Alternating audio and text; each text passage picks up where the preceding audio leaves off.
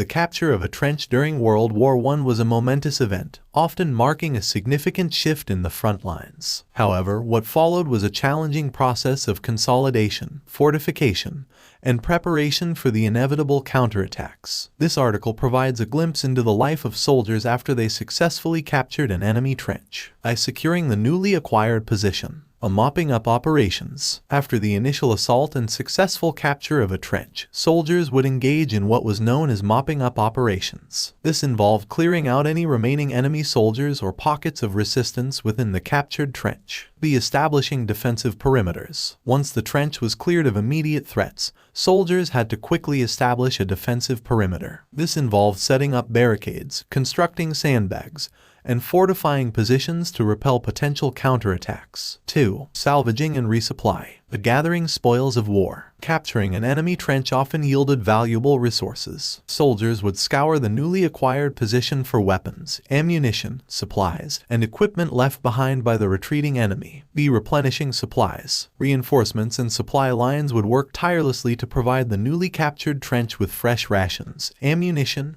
medical supplies, and other necessities. This ensured that the soldiers occupying the trench were adequately resupplied for the battles ahead. 3. Trench adaptation and improvement. Modifying the layout. The captured trench might not align perfectly with existing defensive strategies. Soldiers would adapt the layout, adding or reinforcing communication trenches, machine gun emplacements, and observation posts to enhance their defensive capabilities. Camouflage and concealment. To avoid detection by enemy artillery and aircraft, soldiers would employ various forms of camouflage and concealment techniques. This could include using natural materials to blend in with the environment or constructing overhead cover.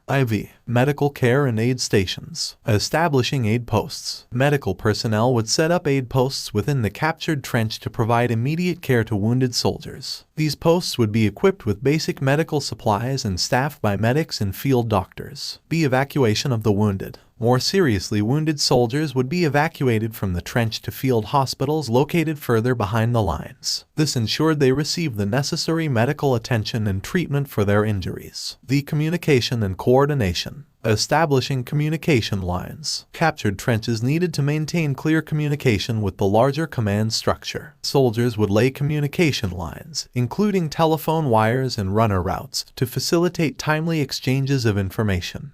Coordinating with adjacent units. Effective coordination with neighboring units was crucial to prevent gaps in the defensive line. Liaison officers and runners would be dispatched to nearby positions to ensure a cohesive and unified front. The capture of an enemy trench was a significant achievement during World War I, but it marked the beginning of a challenging phase for the occupying soldiers. From fortification and resupply to adapting the layout and ensuring effective communication, consolidating a captured trench required meticulous planning and hard work. It was a testament to the resourcefulness and determination of the soldiers who fought in the trenches of the Great War.